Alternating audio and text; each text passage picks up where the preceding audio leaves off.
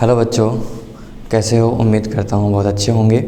आज हम लोग ट्रिगोमेट्री की दूसरी क्लास स्टार्ट करेंगे और पढ़ने वाले हैं आज ट्रिगोमेट्री में कि क्वेश्चन कैसे बनाया जाता है और क्वेश्चन को किस प्रकार से समझना है हमें, ठीक है ना। तो जैसे त्रिकोणमिति है, मैंने पिछली कक्षा में बताया है, त्रिकोणमिति शब्द जो है आपका ग्रीक शब्द से बना हुआ है और इसकी परिभाषा अगर देखें तो बोलता है त्रिभुज के भुजा तथा कोणों में संबंध। क्या कहलाता है? त्रिकोणमिति अनुपात, त्रिकोणमिति कहलाता है। तो त्रिकोणमिति अनुपात होते कितने हैं? तो त्रिकोणमिति अनुपात जो होते हैं हमारे वो टोटल 6 होते हैं। त्रिकोणमिति अनुपात जो हैं हमारे टोटल कितने होते हैं? 6। कौन कौन से? तो वो होते हैं, एक साइन, दूसरा कोस, तीसरा टेन। और साइन का ही उल्टा होता है कोसेक, कोस का ही उल्टा होता है सेक और टेन का ही उल्टा होता है कोट। ये 6 हमारे क्या है? त्रिकोणमिति अनुपात हैं। यानी कि त्रिभुज में भुजा और कोण के बीच में संबंध बताता है। कैसे बताता है? तो मैं आपको फिर से रिवीजन करवा देता हूं और पहले वीडियो के अंदर मैंने बता भी रखा है।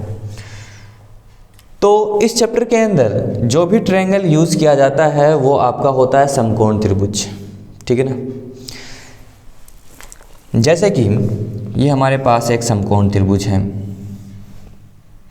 तो बच्चों, अगर आपको बेसिक आता है तो क्वेश्चन बनाना बहुत ही आसान है, क्योंकि बेसिक ही हर क्लास की हर चैप्टर को समझने के लिए उसका एक मान लो आधार है, बेस है। अगर बेसिक नहीं है तो आपको कोई भी चैप्टर पढ़ लो वो ऊपर से बाउंस कर जाएगा। अगर ढंग से पढ़ना है तो पहले बेसिक को कवर कर लो। बेसिक अगर मजबूत है तो फिर हर क्वेश्चन आप आराम से बना लोगे, ठीक है ना। तो मैंने बताया कि इस चैप्टर के अंदर जो भी त्रिभुज यूज होगा वो समकोण त्रिभुज होगा। तो मान लो समकोण त्रिभुज में हमें पता है कि एक कोण 90 डिग्री का होता है, तो मैंने एक कोण 90 डिग्री का बना दिया। और ये दोनों कोण आपका कुछ भी हो सकता है, वैसे 90 डिग्री से कम ही होगा, लेकिन कुछ भी 30 डिग्री, 60 डिग्री, 45, 70 कुछ भी हो सकता है, अलग अलग। मैंने इस त्रिभुज का नाम दिया ABC, आप PQR कुछ भी दे सकते हो नाम। मान लो अगर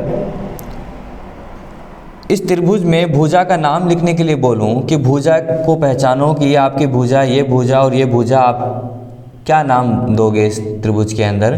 तो 90 डिग्री के सामने वाली भुजा हमेशा क्या होती है? कर्ण होती है, याद रखना, यानी हाइपोटेनियस होती है। और जो एंगल बोले, मान लो अगर मैं इस एंगल के बारे में बात करूं कि ये आपके पास एंगल है, तो इस एंगल के सामने वाली भुजा हमेशा लंब होगी, यानी कि परपेंडिकुलर होगी। H hypotenuse, P perpendicular. और जो बचेगा वो आपका आधार यानी बेस होगा। मान लो ये आपका है, ये बेस हो गया। अगर मैं इस एंगल के बारे में बात करता तो इस एंगल के सामने वाली भुजा हमारी क्या हो जाती? अब लंब हो जाती, यानी कि P बनता। और ये तो हमारा 90 डिग्री के सामने वाली भुजा कर्ण बनेगी। जो बचेगा वो हमारा क्या हो जाएगा? आधार हो जाएगा, यानी कि बेस हो जाएगा। इस एंगल के लिए चेंज हो जाता है, ठीक है ना। तो हमें सबसे पहले जब भी समकोण त्रिभुज को देखना हो तो 90 डिग्री वाला कोण पहचानो, उससे हमें कर्ण पता चल जाएगा। और जो एंगल आपको क्वेश्चन के अंदर बोला जाए उस एंगल को पहचानो कि वो एंगल कहाँ पर है, इस वाले पर है या इस एंगल की बात हो रही है। अगर इस वाले की बात हो रही है तो उसके हिसाब से आप लंब निकाल लोगे, अगर इसके लिए है तो उसके हिसाब से आप लंब निकाल लोगे, जो बचेगा वो आधार हो जाएगा। इस चीज़ पे ध्यान रखना।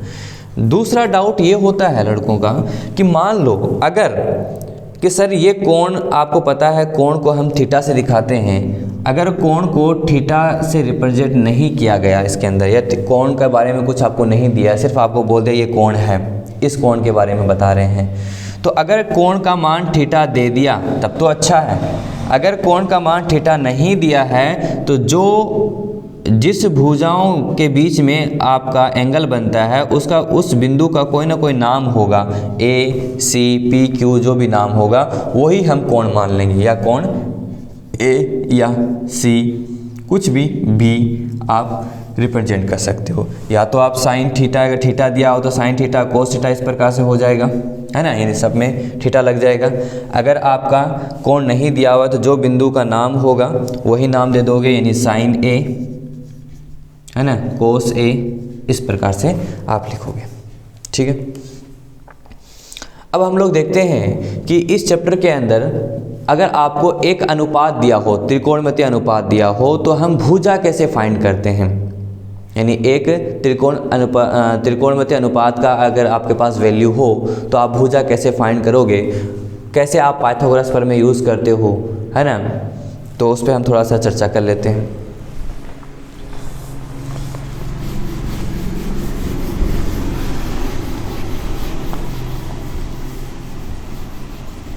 तो हमारा टॉपिक होगा अब बेसिक में यदि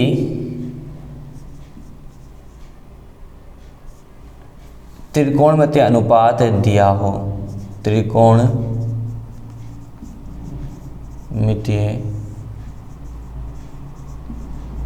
अनुपात दिया हो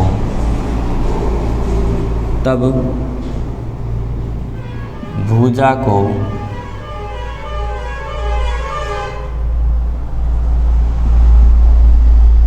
कैसे ज्ञात करें।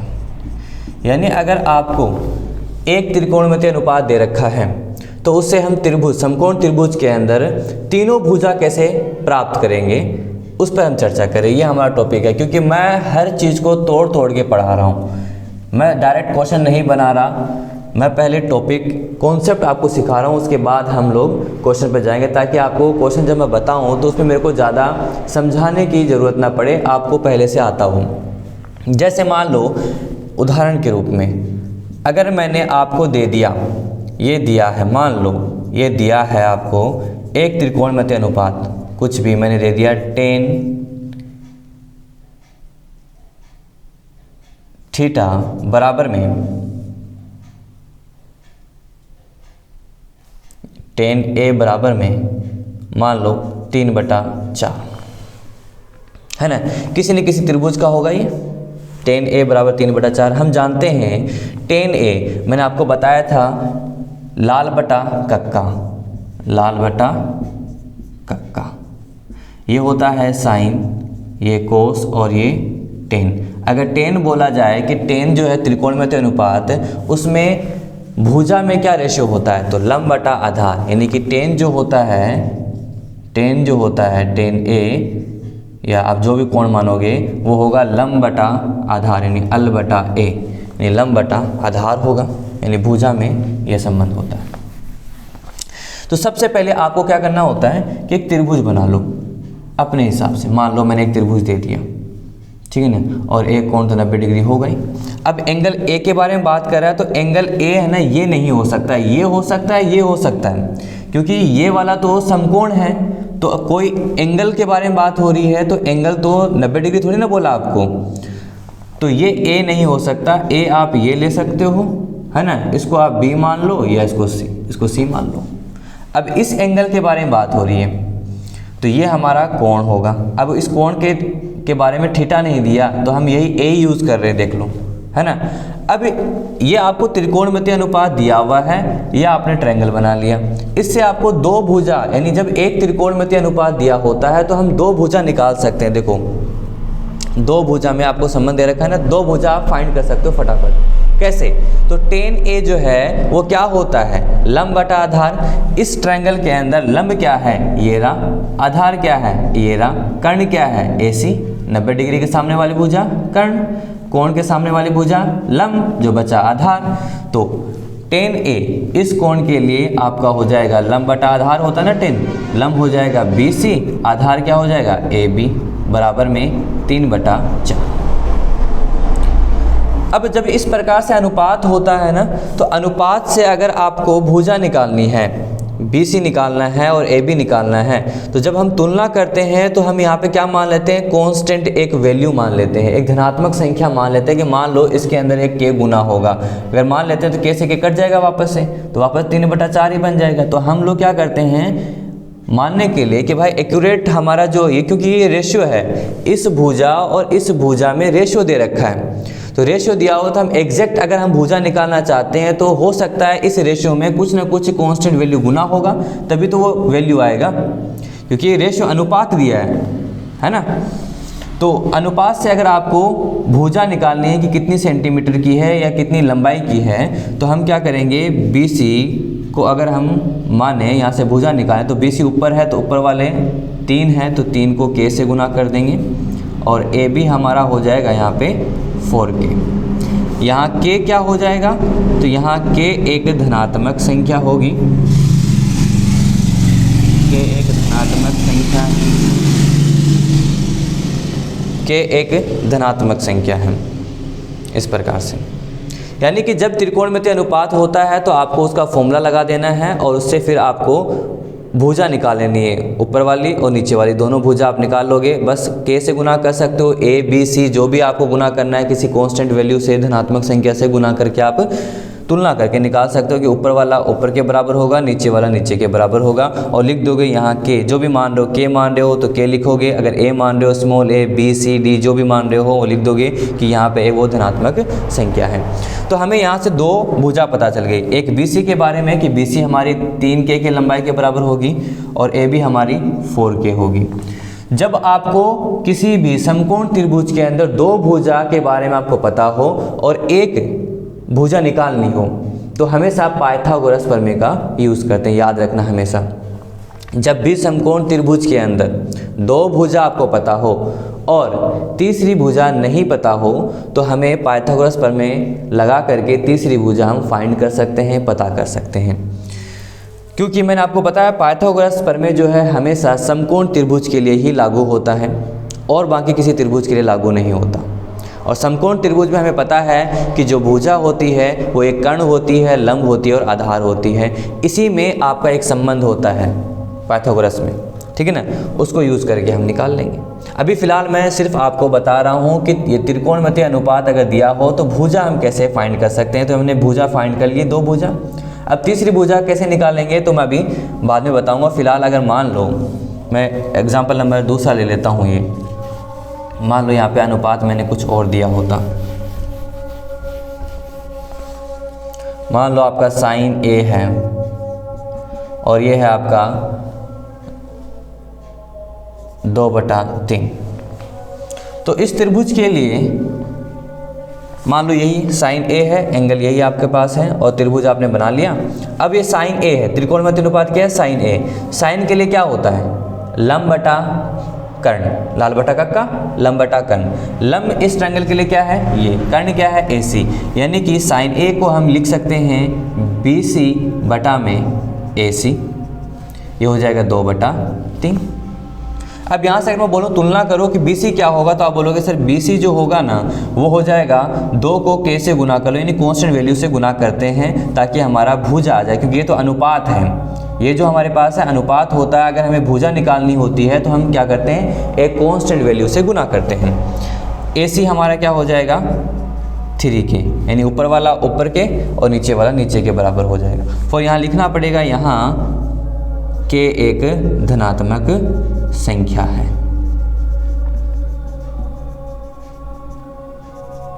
ठीक है ना। अब इसी प्रकार अगर आपको साइन A नहीं देता और कोई और त्रिकोणमितीय अनुपात दिया होता और अब एंगल ये इस बार ये वाला एंगल नहीं दे करके एंगल आपको C दे देता, मान लो आपको मैं दिया कोस C और ये मान लो आपको दिया मैंने 4/5, ठीक है, ये मैंने दे दिया आपको 4/5।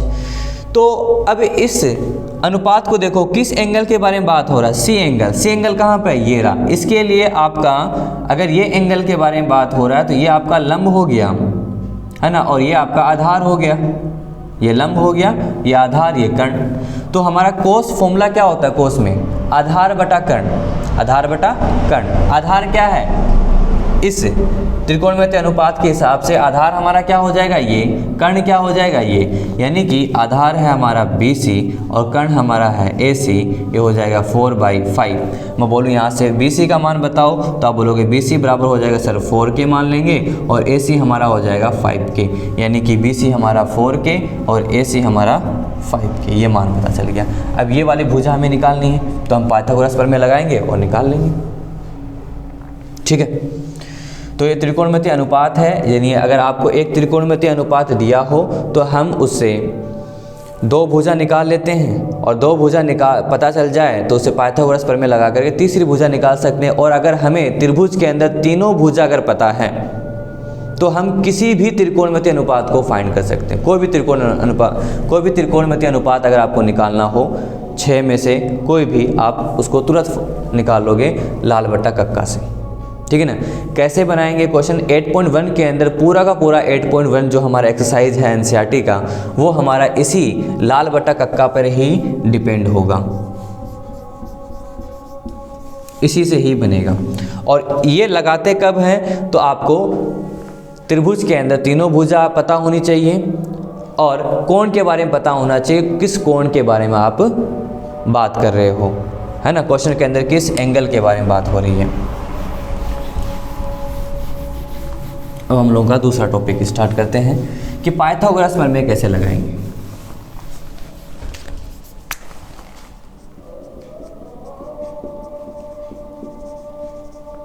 पाइथागोरस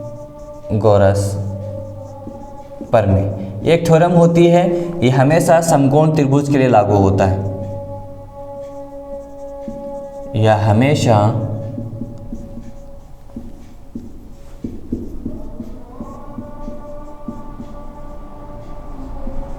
त्रिभुज के लिए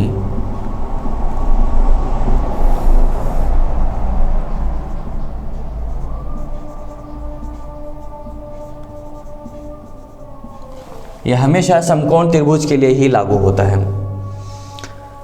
अब सब पाइथागोरस प्रमेय कैसे लगाते हैं। मान लो अगर मैंने समकोण त्रिभुज के अंदर आपको बता दिया कि ये आपका समकोण त्रिभुज है, इसका नाम है ABC और ये अगर B है तो अगर मान लो मैंने ये दे दिया ये 3 है ये 4 है, तो बताओ AC का मान क्या होगा। यानी समकोण त्रिभुज में दो भुजा अगर आपको पता हो और तीसरी भुजा निकालनी है तो इसी रूल से निकालेंगे। अब हमें क्या क्या पता है, पहले ये देखो, ये 90 डिग्री, इसके सामने वाली भुजा कर्ण होगी। अब इस एंगल के बारे में बात कर रहा हूँ मैं, अगर ये एंगल है तो ये लंब होगा, ये आधार होगा, ये हमारा कर्ण होगा। तो निकालना क्या है, कर्ण। कर्ण नहीं पता ना हमें, तो कर्ण निकालना है। तो कर्ण निकालने के लिए हमारे पास फॉर्मूला होता है कि कर्ण बराबर होता है अंडर रूट में लंब का स्क्वायर प्लस में आधार का स्क्वायर। बात है समझ में। कर्ण हमारा क्या है, कर्ण हमारा है AC, तो AC रख दिया हमने, रूट का रूट, लंब क्या है हमारा, लंब है हमारा BC। अरे इस एंगल की बात हो रही है ना, इस एंगल के सामने वाली भुजा लंब है ना, 90 डिग्री के सामने वाली भुजा कर्ण, जो बचा वो आधार, तो ये लंब है ये आधार है। तो लंब क्या है 3, यहाँ पे क्या है लंब का स्क्वायर यानी 3 का स्क्वायर प्लस का प्लस, आधार क्या है हमारा 4, 4 का स्क्वायर कर देंगे क्योंकि आधार का स्क्वायर है इसीलिए 4 का स्क्वायर। AC अंडर रूट 3 का स्क्वायर 16, 3 का स्क्वायर 9 और 4 का स्क्वायर 16, 16 9 25, यानी AC बराबर हो जाएगा क्या 25 और 25 का रूट कितना होता है 5, यानी इसी प्रकार हमारा AC क्या निकला 5 निकला। ठीक है ना। ये हमारा एग्जाम्पल नंबर फर्स्ट मान लो, उदाहरण नंबर फर्स्ट है ये हमारा। इसी प्रकार अगर मैं आपको दे देता उदाहरण नंबर सेकंड में कि आपके पास कोई ट्रायंगल है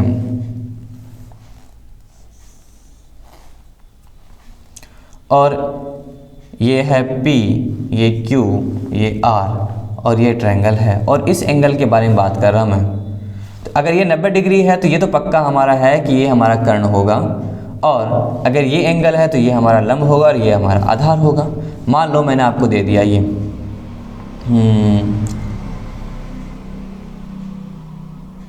5 और ये मैंने दे दिया 3। आपको निकालना है PQ, यानी कि इस कोण के बारे में बात हो रही है तो इस कोण के सामने वाली भुजा क्या हो जाएगी लंब, यानी आपको लंब निकालना है ना। लंब निकालने के लिए आपके पास फॉर्मूला होता है, लंब बराबर होता है अंडर रूट में कर्ण के स्क्वायर में से घटा देना है किसको, आधार के स्क्वायर को। ये फॉर्मूला होता है। अगर कर्ण निकालना है तो ये फॉर्मूला, लंब निकालना तो ये फॉर्मूला। लंब हमारा क्या है, इस एंगल के लिए पी क्यू है तो पी क्यू रख दिया हमने, बस मान पुटअप कर दो। कर्ण हमारा क्या है, कर्ण हमारा पी आर है यानी 5 है, 5 का स्क्वायर हो जाएगा, माइनस में आधार क्या है 3, 3 का स्क्वायर हो जाएगा। इसको सोल्व करोगे पी क्यू तो 5 का स्क्वायर 25 माइनस 3 का स्क्वायर 9, 25 में 9 गया कितना 16, यानी पी क्यू बराबर में रूट में 16, 16 का रूट होता है क्या 4। ये हमारा आंसर हो जाएगा, यानी पी क्यू हमारा क्या हो जाएगा 4। इस प्रकार से। इसी प्रकार से अगर मैं आपको दे दूं उदाहरण में कि मान लो एक ट्रायंगल है आपके पास, अभी आपने लंब निकाला, अब आधार निकालने के लिए बात करूं तो आपको मैं कर्ण दे देता हूं, ये ए है, ये हमारा बी है, ये सी, ठीक है। और मैं आपको दे देता हूं ये मान लो 5 है, इस एंगल के बारे में बात हो रहा है, और मैं आपको बोलूं आधार निकालना है तो ये हमारे पास है 4, आपको निकालना है क्या आधार, ठीक है। तो आधार निकालना है क्योंकि एंगल ये है, इसके सामने वाले भुजा लंब ये हो जाएगा, ये हमारा कर्ण हो गया, तो जो बचा आधार, यानी आधार हमें नहीं पता तो ए बी निकालना होगा। तो आधार का फॉर्मूला होता है आधार बराबर में अंडर रूट कर्ण के स्क्वायर माइनस में लंब का स्क्वायर। आधार हमारा है ए बी और कर्ण हमारा है 5 का स्क्वायर माइनस लंब का स्क्वायर यानी 4 का स्क्वायर। कितना हो जाएगा, ए बी बराबर में 5 का स्क्वायर 25, 4 का स्क्वायर 16, 25 में 16 गया 9, यानी ए बी बराबर हमारा हो जाएगा रूट में 9, और ये हमारा आंसर हो जाएगा कितना 3। इस प्रकार से हम लगाते हैं। तो हमने अभी तक सीखा क्या, हमने ये सीखा है कि त्रिकोणमितीय अनुपात के अंदर हमारा जो होता है टोटल 6 अनुपात हैं, और त्रिकोणमिति जो चैप्टर हमारा है इसके अंदर जो भी ट्रायंगल यूज़ किया जाएगा वो हमारा एक ही है, वो है समकोण त्रिभुज। समकोण त्रिभुज में लंब, कर्ण और आधार के बारे में हमें पता होना चाहिए। अगर हमको समकोण त्रिभुज के अंदर 2 भुजा पता है हमें, तो हम किसी तीसरी भुजा को अगर निकालनी है, या जो 2 भुजा पता है उसके अलावा जो भुजा नहीं पता है, तो हम किस नियम से पता करते हैं, पाइथागोरस प्रमेय से पता करते हैं। अगर लंब निकालना है तो ये फॉर्मूला निकालते हैं, आधार निकालना है तो ये वाला फॉर्मूला, और कर्ण निकालना है तो हमारे पास फॉर्मूला होता है। सबका तीनों का फॉर्मूला है, जिसको फाइंड करना है फॉर्मूला पुट करो, आंसर निकल जाएगा। अगर आपको त्रिकोणमितीय अनुपात दिया हो तो हम उससे 2 भुजा फाइंड कर सकते हैं, पता कर सकते हैं। किस प्रकार से, तो उसका अनुपात लिख लो और उसके फिर भुजा लिख लो। यानी कि अगर मान लो 10 दिया हुआ है तो 10 के लिए होता है लंब बटा आधार, अगर आपको साइन दिया है तो उसके लिए होता है लंब बटा कर्ण, अगर आपको कोस दिया है तो उसके लिए होता है आधार बटा कर्ण। इसी प्रकार उल्टा भी हो सकता है। जो भी अनुपात दिया हो तो वो अनुपात तो आपका रहेगा, उस त्रिकोणमितीय अनुपात की जगह उसकी भुजा का अनुपात लिख लो, और वहाँ से आप क्या करोगे, भुजा फाइंड कर सकते हो, जैसे मैंने आपको बताया था। ठीक है ना, आज के लिए इतना काफ़ी है। Thank you.